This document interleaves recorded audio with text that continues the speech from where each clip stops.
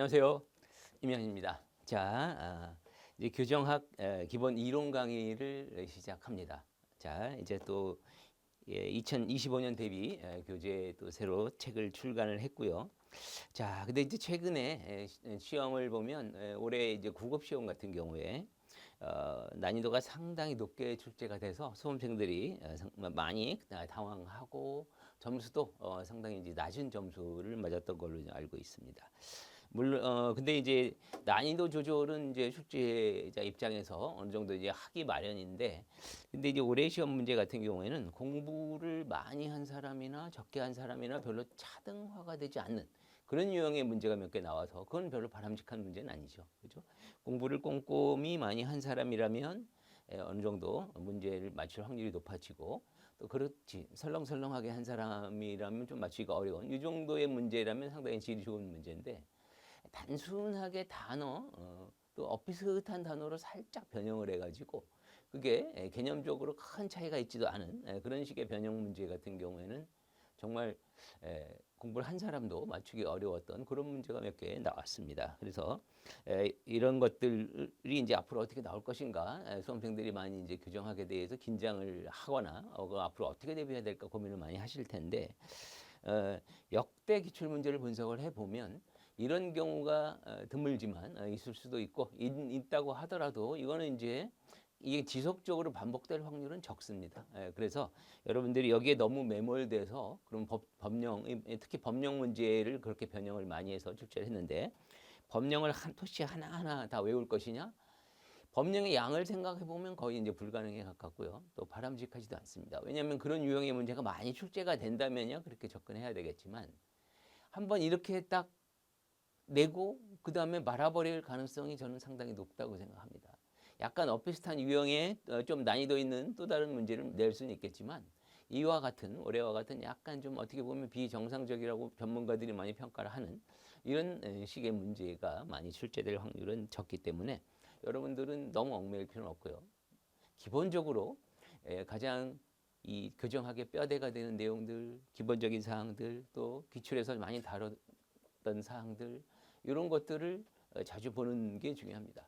예를 들어서 올해 시험 같은 경우에는 기출만 가지고 잘 해결이 안 된다. 당연히 기출과 거의 유사한 문제의 비중이 약간 적었기 때문에 여러분들이 그렇다라고 생각을 할 수는 있지만, 그 어렵게 낸 문제들도 자세히 보면 기출 지문들에서 대부분 들어 있는 거예요. 다만 거기 수식어를 살짝 변형을 해서 조금 더 기출 지문을 더 어렵게 변형을 한 형태가 많습니다. 결론은 뭐냐면 기본적인 사항을 익숙하게 하고 그것을 자주 반복을 해야 됩니다. 그야말로 몸에 뵐 정도로 익숙하게 할 정도로.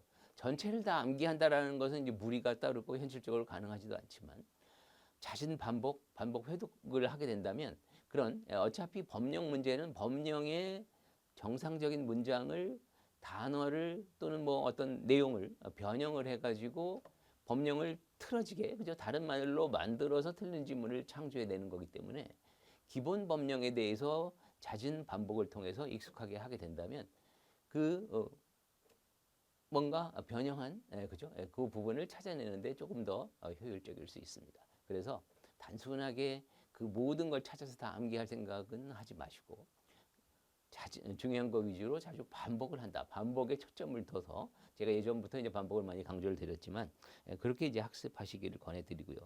물론 저도 강의하는 입장에서 그렇다고 해서 기본적인 것만 다루어 가지고는 안 되겠죠.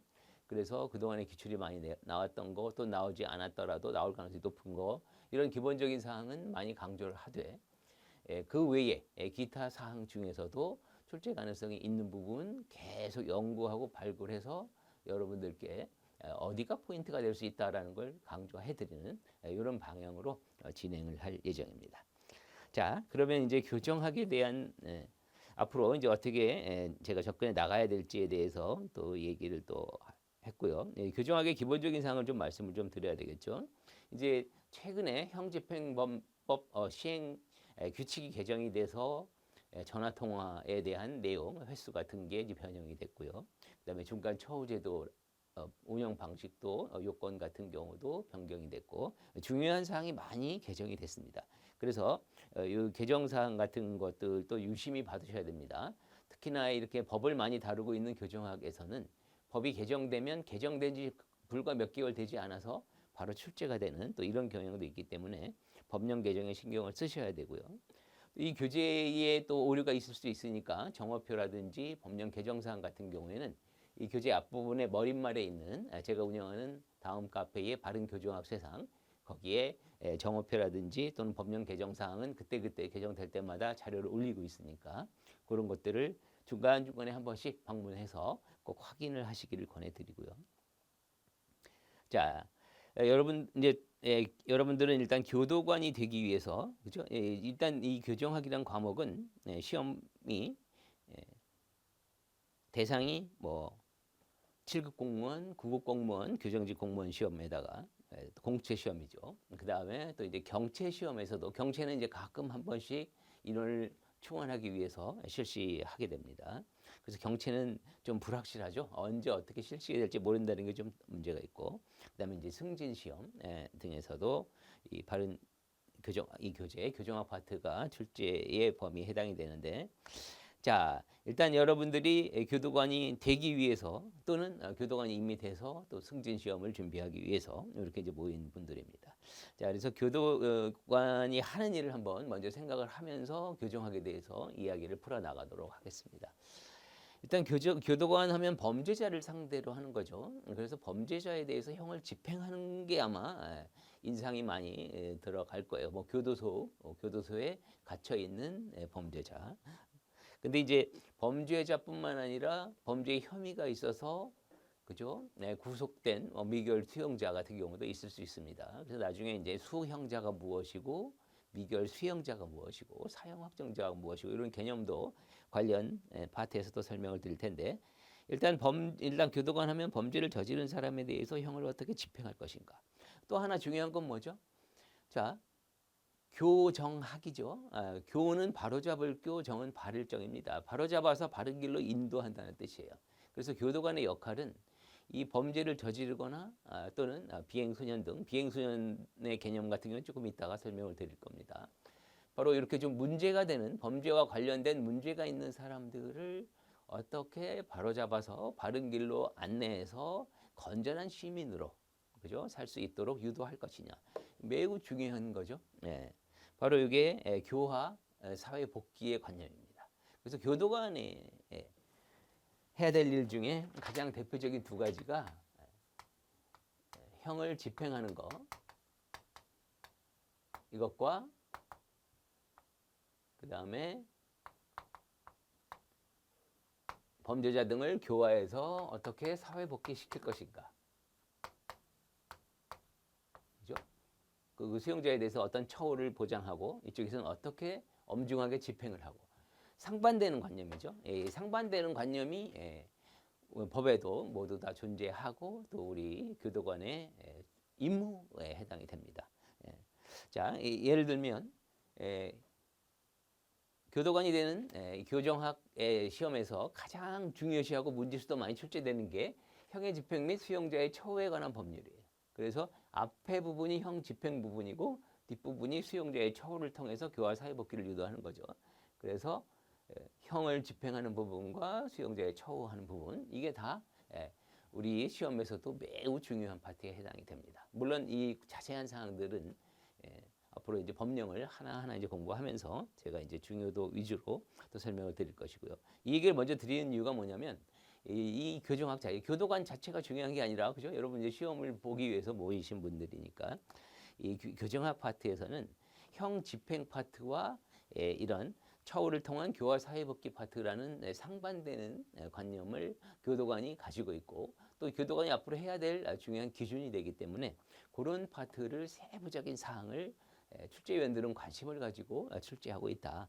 그래서 이제 그 부분을 항상 대립되는 두 개의 관념이니까 그거를 염두에 두면서 이제 학습을 하시면 비교하면서 큰 도움이 되겠다. 그래서 이 말씀을 드리겠고요.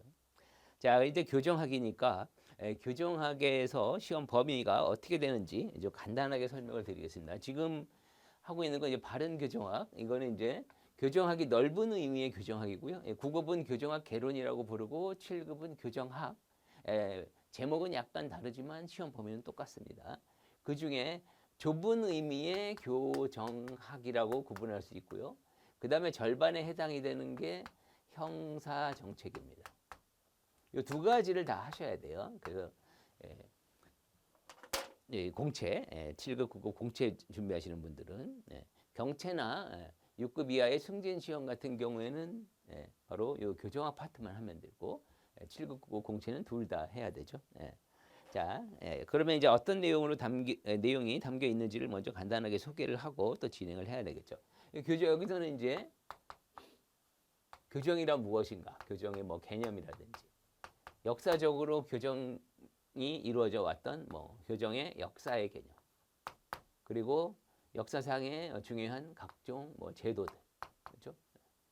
이런 것들이 가장 기본적인 내용들에 해당이 되고, 거기다가 이제 아주 중요한 거 바로 법령이죠.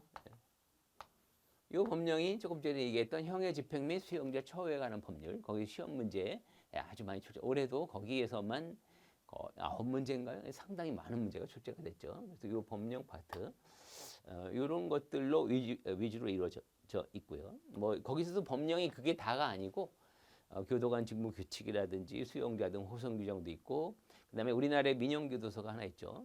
그래서 민용교도소 설립에 관한 법률, 뭐 이런 각종 법에서 한두 문제씩 또 출제가 되기 때문에 사실 범위가 너무 넓은 좀 단점이 있긴 합니다. 하지만 이제 어디가 출제위원들이 관심을 갖고 중점적으로 출제가 되는지 그런 거 위주로 접근한다면 충분히 정리는 어렵진 않습니다. 자, 이게 이제 교정학 파트고요. 그 다음에 이제 제 교재로는 바른 형사정책에 해당이 되는 이제 형사정책 파트. 형사정책 파트는 또 다른 이거의 절반에 해당이 되고요. 자, 여기서는 일단 범죄가 무엇인가, 범죄의 개념, 그 다음에 범죄의 원인을 규명해야 형사정책을 국가적 차원에서 형사정책을 펼쳐 나갈 수가 있겠죠. 범죄의 원인, 그리고 사회에서 일어나는 범죄의 현상이 무엇인지 이런 것들을 규명을 하고, 이런 걸 통해서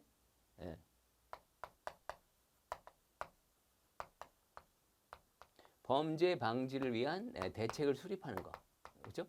이런 일련의 과정입니다. 그게 이제 형사정책에 관한 내용이고, 그 중에 이제 요거 범죄 원인론 같은 게 시험에서 매우 중요하죠. 그래서 학자마다 범죄 원인론, 뭐 롬브로저 같으면 뭐 생물학적 원인론, 그 다음에 또 서덜랜드 등등등 사회학적 원인론, 또는 프로이트 등 뭐 심리학적 원인론, 이렇게 다양한 원인론이 나와 있고요. 여기에서도 문제가 꽤 출제가 됩니다. 자, 그리고 이 범죄 방지 대책, 방지 대책과 관련해서 방지 대책하면 이제 뭐 범죄 예방 예측도 있지만 어떤 제재를 부과할 것이냐, 그러면 형사 이제 제재의 측면이 있는데, 형사 제재의 측면에서는 형을 집행하기 위해서 형벌을 집행하는 것이고요. 그 다음에 이거의 상대 개념으로 이제 보완 처분의 개념이 있죠. 형벌이라고 하는 건 과거에 어떤 잘못, 법익 침해에 대한, 그죠? 범죄에 대한 법률 효과로서의 제재. 보완 처분 같은 건 장래의 위험성에 대한 제재. 세부적인 사항은 또 나중에 요 구분하는 문제도 중요하긴 합니다만은 자세히 다룰 겁니다. 이런 것들을 다루는 게 이제 형사 정책이고요. 여기에 이제 형벌에 관해서는 이제 형법 중에서 요 형벌과 관련된 일부 조항, 그다음에 이제 보완 처분과 관련해서는 또 수많은 또 법령들이 있습니다. 그래서 보호관찰법이나 뭐 치료감호, 그다음에 전자장치 부착법, 최근에 또 제정이 돼서 부각이 되고 있는 스토킹 범죄자 처벌법, 또 이제 소년에 대해서는 뭐 소년법이라든지, 또는 소년원에 입소한 아이들에 대해서 처우하는 보호소년 처우법이라든지 수많은 법령이 또 규정이 있고요. 여기서도 각 법마다 또 한두 개씩 출제가 되기 때문에 범위가 아주 포괄적입니다. 그 대신 출제위원들이 또 이제 관심을 갖는 파트가 있기 때문에 그걸 일목요연하게 정리를 해 나간다면 정리에는 어려움이 없을 겁니다. 자, 그래서 이런 것들을 다루고 있습니다. 그러면은 이제 시험에서 교정학, 형사정책 두 가지가 나눈다라고 했는데 어떤 게 더 중요할지 좀 궁금할 수 있죠. 근데 뭐 딱히 교정이 더 중요하니까 교정만 열심히 해라 이렇게 얘기할 수는 없어요. 왜냐하면 골고루 출제가 되고 있기 때문에 보통 평균적으로는 교정학 파트에서 더 출제 빈도가 높습니다. 다만 이제 형사정책 파트와 반반 출제되거나 형사정책 파트가 더 나온 사례도 있긴 있어요. 근데 이제 평균적으로 보면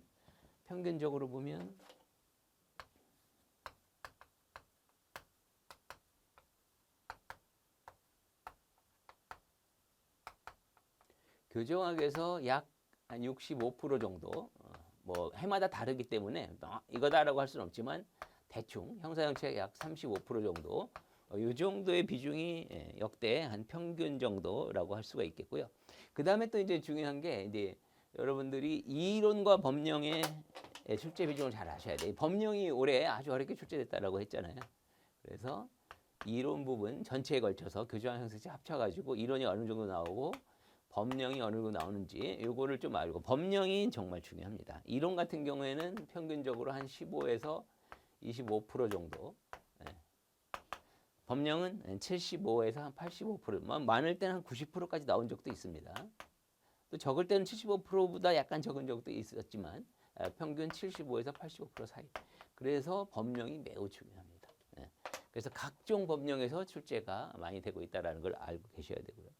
법령 중에서도 아까 지적한 것처럼 형의 집행 및 수용자의 처우에 관한 법률, 시행령, 시행령 규칙까지 그 법령, 형집행 법령에서 뭐 20문제 중에 9문제, 7급 공무원 같은 경우는 이제 25문제죠. 그래서 문제 수는 약간 다릅니다. 근데 9급 공무원 같은 경우에는 이제 20문제로 출제가 되고 있고, 그 중에 거의 그죠, 절반 가까운, 절반에 넘을 수도 있고 절반에 약간 못 미치는 그 정도 분량에서 형집행 법령에서만 나온다. 그래서 여러분들이 공부하실 때 형집행 법령 관련된 내용은 조금 더 집중을 하고 꼼꼼히 보셔야 돼요.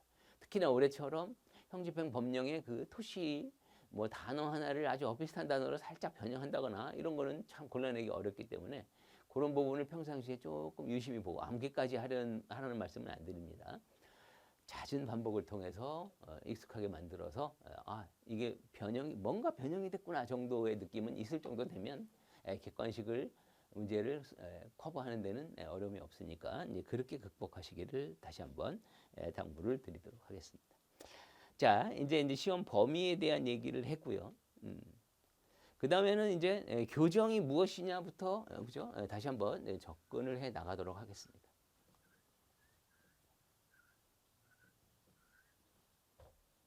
자, 교정학을 지금 공부해야 되니까 교정의 이제 기본 개념. 그냥 함축적으로 딱 얘기하면 범죄자 또는 비행소년의 재사회화, 이렇게 딱 함축적으로 얘기할 수 있어요. 특히 이 재사회화라는 말은 의미적으로도 매우 중요하기도 하지만 우리 시험 문장에서도 아주 기본적인 문장이지만 많이 출제가 되고 있습니다. 재사회화라고 하는 것은 건전한 시민으로서 살 수 있도록 만들어낸다. 건전한 사회복귀를 만드는 것, 건전한 시민으로 만드는 것, 그러니까 범죄를 저지르지 않고 살 수 있도록 유도하는 것, 재사회화라고 할 수가 있고요. 그렇다면 일단 여기서 범죄가 무엇이고 그 범죄자는 어떻게 되고 비행소년은 무엇인지를 알아야 이 개념을 정확하게 이해할 수가 있겠죠. 바로 이 범죄의 개념, 이런 것도 시험에 나옵니다. 그래서 범죄의 개념하면 범죄란 형식적 의미의 범죄로 구분이 되기도 하고 실질적 의미도 구분이 돼요. 이 두 가지의 개념은 시험에서 아주 많이 언급을 하고 있기 때문에 여러분들 딱 정확히 정립을 하셔야 됩니다. 자, 형식적 의미의 범죄라고 하는 것은, 여기서 형식이란 말은 법이라는 형식을 얘기해요. 법이라는 형식에 의해서 법 안에 범죄가 무엇이고 어떤 범죄를 저지르면 거기에는 어떤 형벌이 부과된다, 이런 게 이제 규정된 법이 있죠. 대표적인 법이 형법이죠. 예를 들면 뭐 살인죄 하면 어떻게 되죠? 형법 250조 1항에 있죠. 사람을 살해한 자는 사형무기 5년 이상의 징역에 처한다. 바로 이렇게 형법이라고 하는 법, 형식적 의미의 법인 형법에 범죄 형벌이 규정이 되어 있다. 이렇게 얘기할 수도 있고 또 뭐 절도죄 같은 경우는 형법 329조에 있죠. 타인의 재물을 절취한 자는 뭐 6년 이하의 징역 1천만 원 이하의 벌금에 처한다. 그런 식으로 범죄 어떤 범죄를 저지르면 어떤 형벌을 부과한다. 이게 이제 법이고 형법을 제가 소개를 했지만 형법 외에도 뭐 국가보안법이라든지 많죠. 집시법에도 그런 형사처벌 규정도 있고 각종 행정법규에도 있습니다. 그래서 행정법규든 뭐든 법 제목이 무엇인가 관계없이 범죄가 무엇이고 형벌이 무엇인지를 규정한 법이면 형식적 의미의 범죄. 형식적 의미의 범죄를 쉽게 말하면 국가에 의해서 이런 경우에는 반드시 처벌할 필요가 있구나라고 법에 규정한 것, 그죠? 그런 범죄 이렇게 이해하면 되고요. 실질적이란 말은 개념이 다르죠. 여기서 실질이라고 하는 것은 뭔가 남에게 해를 끼친다라는 측면이에요. 사회적 유해 행위라고 보통 이야기합니다. 사회적으로 해로운 행위. 사회적 유해 행위는 법에 뭐 살인이나 강도, 절도도 당연히 유해 행위죠. 그래서 여기 수식어를 붙인다면 법, 규정, 여부와 관계없이. 이 말은 무슨 뜻이죠? 법이 규정이 된 경우도 있고 안 된 경우도 있고 법이 규정이 있던 없던 모두 포함하여 이런 좀 더 포괄적인 개념입니다. 각종 사회적 유행이. 그래서 뭐 살인, 절도, 강도와 같은 법에 규정된 형식적 의미의 범죄는 100%다 실질적 의미의 범죄에 포함이 되지만 규정이 안 된 사회적 유해 행위도 꽤 있죠.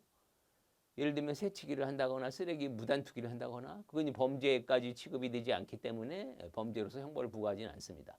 그런 각종 유해 행위가 다 포함이 되는 개념으로 생각을 하시면 됩니다. 그래서 이제 범위를 한번 그림으로 그린다면 이 바깥의 그림이 실질적 의미의 범죄, 안쪽 그림이 형식적 의미의 범죄 이렇게 이해하시면 되죠.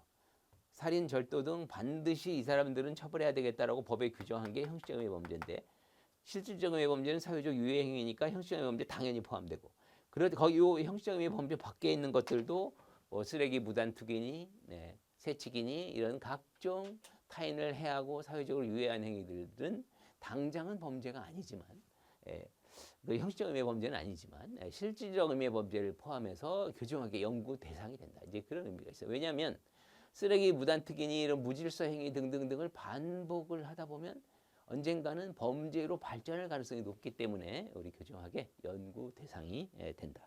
이렇게 이해하시면 되겠고요. 자, 이제 범죄에 대한 이야기를 했어요.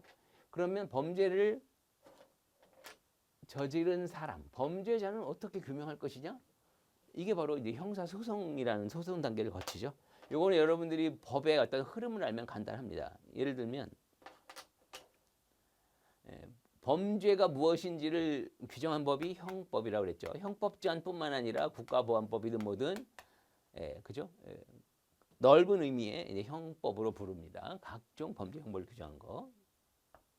여기는 범죄가 무엇인지를 설명을 하는 거고. 그 다음에 그 사람이 범죄를 저질렀느냐, 범죄자냐 아니냐를 확정하는 절차하면 형사소송법이죠. 줄여서 형소법. 여기에서 각종 절차를 거쳐서 그 행위를 한 사람이 범죄자냐 아니냐를 확정하는 절차가 됩니다. 확정이 되면 어떻게 되죠? 확정이 되면 형사처벌을 부과할 수 있죠. 범죄가 확정이 됐으면. 그래서 형사처벌이 선고가 되면 징역이라든지 사형이라든지 이런 자유형이라든지 생명형 등이 선고가 되면 이제 바로 우리의 주된 법인 형집행법이 나오는 거죠.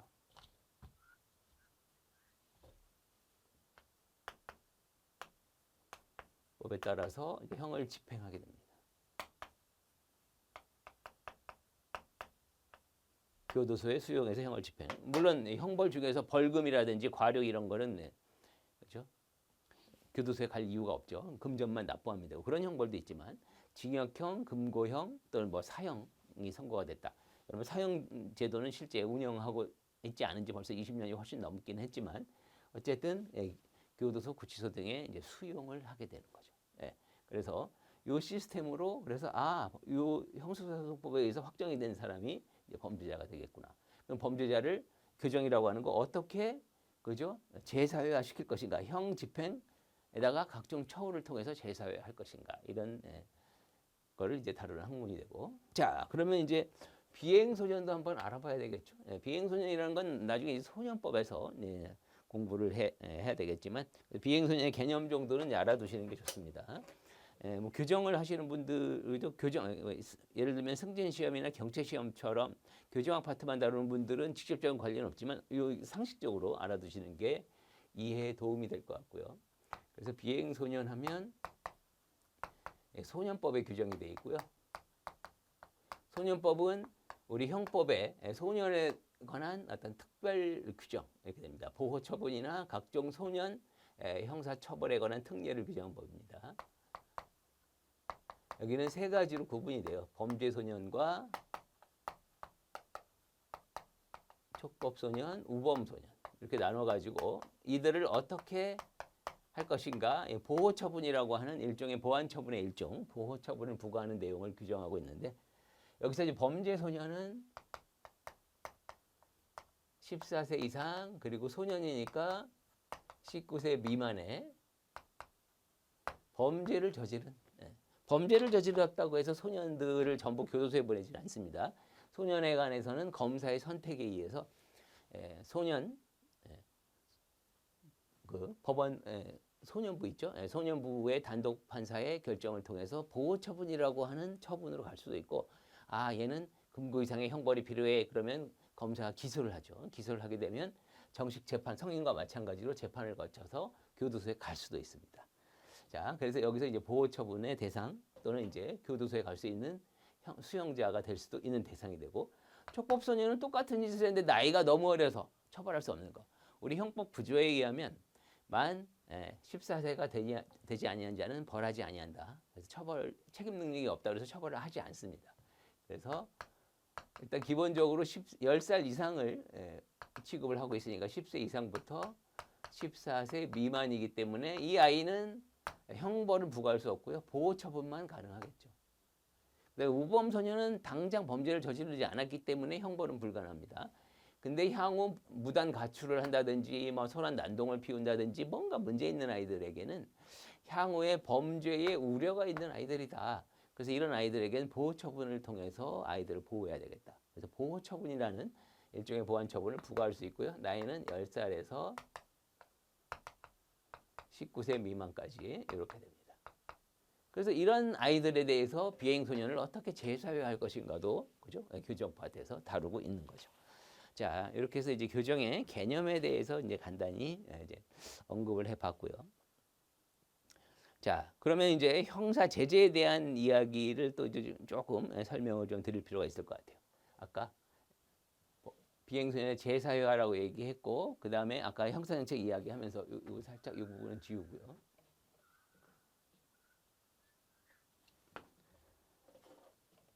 그래서 형 집행 및 수용자 처우에 관한 법률 우리가 다루는 주된 법이라고 하는데 그 중에 이제 형의 집행 중에서 형사 제재의 개념 이것도 시험에서 많이 언급을 하고 있습니다. 그래서 기본적으로 여러분 잘 알고 계셔야 돼요. 형사 제재에는 형벌과 보완 처분이 있다. 근데 이 기본적인 개념을 잘 이해를 하셔야 돼요. 형벌이라고 하는 것은 아까 얘기한 것처럼 법에 범죄와 형벌을 규정했고 거기에 범죄에 따른 법률 효과로서 그죠? 사형 등등등 부과하는 것. 형벌의 종류에는 무엇이 있죠? 제가 하나씩 나열해 볼게요. 제일 무거운 게 사형, 그죠? 사형을 선고는 아직까지 하고 있습니다. 우리나라는 사형 제도가 있는 나라입니다. 다만 사형을 실제 집행을 안 한 지 20년이 넘었기 때문에 1997년 12월에 마지막 집행을 하고 그 이후로 지금 이제 27년이 다 돼가죠. 상당히 긴 시간 동안 집행을 안 했기 때문에 유엔에서는 실질적 사형 폐지 국가다 이렇게 평가를 받고 있습니다. 실질적 사형 폐지 국가이기 때문에 그런 세계적인 평가를 받고 있는데 예를 들어서 뭐 보수적인 정권이 들어왔다고 해서 이걸 사형을 막 집행을 한다거나 이럴 가능성은 좀 희박합니다. 왜냐하면 국제적인 어떤 흐름에서 너무나도 외톨이가 되는 문제가 발생을 하기 때문에 그런 흐름을 안고 그죠? 정권도 유지가 되고 해야 되기 때문에 아마도 사형 특별한 일이 없는 한 사형이 집행이 될 가능성은 희박하고요. 제도는 어느 정도 존재하겠지만 언젠가는 이제 사형제도 자체도 폐지되는 날도 있지 않을까 싶기도 합니다. 왜 그러냐면 이 법은 그리고 범죄와 형벌이라는 관념은 어떤 상대적인 시대와 장소에 따른 상대적인 개념입니다. 예를 들면 대표적인 사례가 간통죄인데 간통죄 같은 경우에는 예전에는 그죠? 형사 처벌의 대상으로 하고 있다가 위헌 결정이 나는 순간 그때로부터 이제 간통죄는 우리 법에서 사라지게 돼 버렸죠. 그래서 지금은 현재 간통죄는 없어졌습니다. 그래서 예전에는 당연히 처벌을 해야 될 대상으로 생각했던 게 어느 순간 시대가 바뀌고 사람들의 인식이 바뀌고 헌법재판관들의 판단 기준이 바뀌면서 이렇게 이제 없어진 비범죄화라고 합니다. 비범죄화라는 개념은 또 나중에 시험에서 많이 중요시 다룹니다. 그래서 이런 것들을 생각을 해봤을 때 사형 제도도 아직까지는 이제 존치가 되고 있지만 사형도 이제 폐지해야 되냐 말아야 되냐 논란이 많습니다. 근데 또 다시 한번 문제가 된다면 언젠가는 폐지될 가능성이 존치보다는 폐지 가능성이 좀 더 높지 않을까 이게 제 생각이 들고요. 자, 그래서 제일 무거운 사형, 사형 다음에는 징역 금고형이 있습니다. 그 중에 일단 징역과 금고는 일단 여기서 역은 강제 노역의 역자예요. 그래서 교도소에 수감이 돼서 교정시설에 수감이 돼서 하기 싫은 강제 노역을 부과받아야 되는 거 징역이 되어 있고요. 금고는 교도소, 구치소 등 교정시설에 수용되는 건 마찬가지인데 강제 노역을 받을 의무는 없다. 그게 차이입니다. 아주 중요한 차이죠. 뭐 공부를 조금 하신 분들은 뭐 당연히 이제 알 수 있는 내용이 되겠고, 물론 이제 금고형을 집행받고 있는 사람 중에서도 나 혼자 남들 다 작업하러 가는데 나 작업하고 싶어요. 이런 게 또 우리 형집행법에 규정이 돼 있죠. 본인이 원하면 본인의 희망에 따라서 작업을 부과할 수도 있고, 근데 작업 의무는 없는 이런 차이가 있죠. 그 대신 이제 중요한 이거는 기간에 따라 다르죠. 징역은 무기징역이 있고 유기징역이 있고 금고도 똑같습니다. 그래서 둘 다 무기징역과 무기금고라면 무기형이라고 하면 징역이 더 무거운 거예요. 여긴 작업이 추가되니까. 그 다음에 요거. 그 다음에는 기간이 유기도 똑같이 징역 10년, 금고 10년 그러면 같습니다. 다만 징역 5년과 금고 6년 그러면 금고 6년이 더 무거운 거예요. 기간으로 계산합니다. 기간이 똑같았을 때만 징역이 더 무거운 형벌이다. 사형은 제일 무겁고. 여기서 이제 나중에 또 자세히 다루겠지만 참고로 말씀을 드리면 유기징역이나 유기금고 같은 경우에는 1월부터 해서 30년이 기본이고요. 근데 여러 가지 범죄를 저질러서 가중할 때는 가중 시 최대 50년까지 부과할 수 있습니다. 이게 우리나라의 형벌이에요. 그래서 우리나라의 무기가 아닌 유기형이다 그러면 최대 50년까지 가능합니다. 이게 이제 징역과 금고의 차이고, 징역 금고 다음에 사형 징역 금고 다음에는 자격 상실 제도, 뭐 사형 선고를 받았다거나 무기징역을 선고받으면 자격을 공무원이 되는 자격 등을 아예 박탈합니다. 그다음에 자격 상실 외에 자격 정지 제도도 있어요. 1년에서 15년 사이에 판사가 법원에서 일정한 공무원이 되는 자격 등등등을 못하도록 제한하는 자격 정지 제도가 있고요. 그 외에는 자격 상실, 자격 정지 외에는 뭐 순서대로 벌금, 구류, 과료, 몰수 이렇게. 그래서 사형부터 시작해서 징역, 금고, 그다음에 자격 상실 제도, 자격 정지 제도, 벌금, 구류, 과료, 몰수 총 9가지죠. 바로 이게 형법 41조에 규정된 내용의 우리나라의 형벌입니다. 이거 알고 계시면 좋습니다. 우리나라의 형벌은 사형부터 징역, 금고, 자격 상실, 정지, 벌금, 구류, 과료, 몰수까지 총 9가지가 있다. 여기에 나열되지 않은 거는 형벌이 아니다. 일단 뭐 벌금, 그죠? 금전적인 납부 의무, 과료도 마찬가지고. 구류 같은 경우에는 30일 미만의 아주 단기간의 금고라고 생각하시면 돼요. 1개월 이상의 금고, 그다음에 1개월 미만의 금고하면 구류가 됩니다. 작업이 없고. 몰수는 뭐 공무원이 받은 뇌물 등 이런 재산상 이익을 박탈하는 제도가 되겠고요. 자, 어쨌든 여기 나열된 9가지 외에는 형벌이 아니다. 일단 이렇게 머리에 저장하면 좋습니다. 예를 들면 과태료. 과태료는 뭐죠? 이건 행정질서벌이라고 부릅니다. 형벌과는 전혀 무관해요. 그래서 차선 위반이라든지 뭐 이런 걸 통해서 과태료를 부과받았다. 그럼 금전적 납부 의무만 지고 아무런 제재가 따르지 않습니다. 그런데 이거는 뭐 과료니 벌금이니 이런 건 어때요? 예. 범죄에 따른 형벌이기 때문에 예, 바로 전과 기록이 남습니다. 예, 그게 결정적인 차이가 되죠. 물론 형의 실효 등에 관한 법률에 따라서 일정 기간이 경과하면 그 기록도 전과 기록도 말소시켜주는 제도가 있지만 이건 바로 전과 기록이 있는 차이. 여기는 행정 질서벌이기 때문에 그런 건 전혀 없다. 그죠? 범죄와는 무관하다. 그 다음에 또 몰수와 또 상대적인 개념으로 추징도 한번 생각해 보시면 돼요. 공무원이 받은 뇌물을 그대로 가지고 있었다 발견이 되면 그걸 그대로 뺏어 갑니다. 그게 몰수인데 예를 들면 공무원이 100만 원 뇌물을 받았는데 그걸 가지고 친구들이랑 술 한잔 해가지고 다 없애버렸다. 그럼 그 돈을 그때 받은 뭐 예를 들면 뭐 5만 원꼴 20장 뭐 이렇게 해가지고 찾아내기가 곤란하죠. 바로 그 물건 자체를. 그럴 때는 그 가액을 추징한다. 근데 이 추징은 몰수의 취지를 관찰하기 위한 제도이긴 하지만 이거는 형벌은 아니에요. 그죠? 형벌은 9가지 나열된 것만 형벌이에요. 몰수는 형벌이지만 형식적인 의미에서 추징은 형벌이 아니다. 그죠? 몰수의 취지를 관찰하기 위한 사법처분의 일종 이렇게 평가합니다. 그래서 이 개념을 좀 알아두시게 되겠고 그 대신 이제 형벌이라고 하는 거는 과거의 행위에 대한 일정한 제재입니다. 형사제재. 그래서 몇 월 며칠 날 어떤 범죄를 저질렀다 거기에 따라서 그죠? 사후적으로 당신은 이때 사람을 죽였다. 몇 월 며칠 몇 시에 사람을 죽였으니 타인을 살해한 자에 해당이 되고 그래서 사형 뭐 5년 이상의 징역 무기에 처한다라는 규정에 따라서 당신을 뭐 징역 10년에 처한다. 뭐 이런 식으로 해서 판결을 내리겠죠. 그래서 과거의 행위에 대한 사후적 평가입니다. 근데 보안 처분 같은 경우에는 가장 중요한 게 장래의 위험성이에요.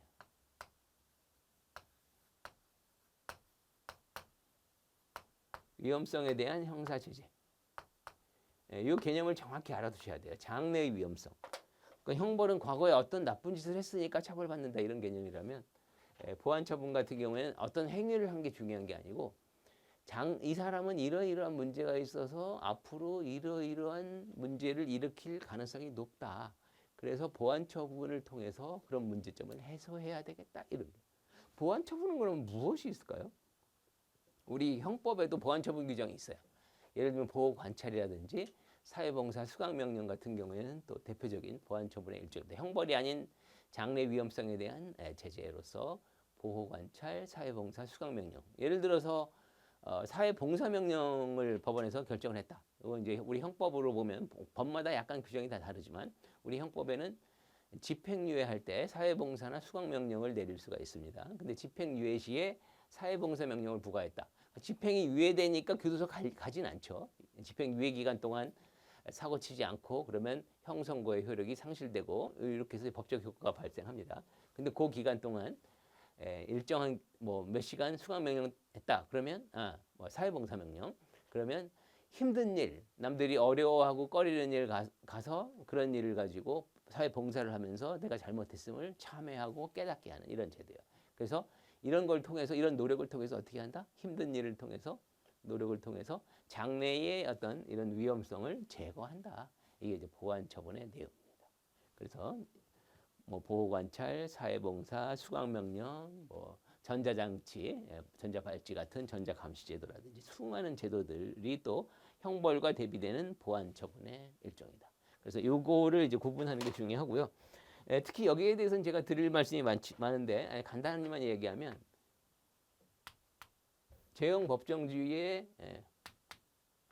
소급표 금지의 원칙, 소급 처벌 금지의 원칙은 여기서 처벌은 형벌을 의미한다. 보안 처벌은 관계없다. 이거를 좀 기억해 놓으시기 바랍니다. 나중에 또 관련된 파트에서 또 자세히 설명을 드릴 거예요. 그래서 행위 당시에 범죄 형벌이 법 규정이 먼저 있어야 되고 그 다음에 어떤 행위가 저질렀으면 기존에 있던 법 규정에 따라서 처벌한다는 개념이지 이 사람은 처벌할 필요가 있어 해가지고 뒤늦게 법만 들어가지고 행위 이후에 법만 들어서 처벌하면 안 돼요. 가볍게 하는 건 괜찮아요. 그래서 더 무겁게 처벌하는 건 안 됩니다. 이거는 이제 집행자들의 의지, 생각에 따라서 좌우되는 이런 문제, 인권이 침해될 우려가 있기 때문에 못하게 돼 있습니다. 근데 보안 처분은 장래 위험성에 대한 제재이기 때문에 소급처벌금지 원칙의 대상이 아니다. 이게 우리 법령과 또 판례에서 다루고 있는 매우 핵심적인 내용이 되겠습니다. 판례 얘기 잠깐 언급 나왔으니까 얘기한다면 우리 시험에서는 판례 문제가 가끔 나옵니다. 이게 참 애매합니다. 어떤 해에는 판례 문제 한 문제도 안 나오는 경우도 있고요. 7급 시험에서는 판례 문제가 그래도 조금 더 나오는 비중이 높고 한 문제, 두 문제 정도까지, 그죠? 판례를 막 한 너댓 문제씩 내지는 않습니다. 판례 문제 한 두 문제, 많으면 세 문제 정도까지 가능하다고 생각이 들고요. 9급 시험에서는 이제 한두 문제 정도 나올 가능성이 있다. 그래서 우리 교재에서도 판례에 대해서도 필요한 판례들은 대부분 실어놨기 때문에 교재에 있는 판례 정도만 잘 공부를 해놓으면 판례 문제도 대부분 이제 커버가 될 것이다. 자, 그렇게 좀 말씀을 드리겠고요. 자, 마지막으로 이제 공부 방법론에 대해서 좀 소개를 하고 오리엔테이션을 마치도록 하겠습니다. 자, 이 사람은 계속 까먹는 존재이기 때문에 아까도 많이 이야기를 했지만 여러분들이 꼼꼼히 체크하고 정리하고 한다고 하더라도 시험장에 가서 문제 풀다 보면 약간 지문을 꼬아놓으면 내가 막 중요시에 별표까지 친 문제인데도 불구하고 그 문장을 놓쳐서 틀리는 일도 발생할 수 있습니다. 그래서 잦은 반복, 많은 수없는 반복, 까먹기 전에 또 반복한다라는 이런 관념을 많이 갖도록 노력을 해주시기 바라고요. 최소한 매일같이 반복을 한 거 또 하고 또 하고 하면 제일 좋은데 누적 반복 학습이죠. 그게 쉽지 않다면 최소한 오늘 강의 들었으면 오늘 강의 들은 날 주무시기 전에 방금 들은 강의니까 몇 시간을 들었더라도 책한 거 위주로 빠른 속도로 금방 볼 수 있죠. 한번 확인을 하고 주무시면 좋겠다. 요거를 권해드립니다. 뭐 오늘 한 거를 내일 반복을 한 다음에 또 진도 나오고 이러면 더 좋은데 그 가능하시면 그렇게 하시고 그게 쉽지 않다면 최소한 오늘 강의 들은 내용은 오늘 꼭 반복 학습하는 거 그거를 권해드리도록 하겠습니다. 자, 잠시 쉬었다가 또 이제 교재를 보도록 하겠습니다.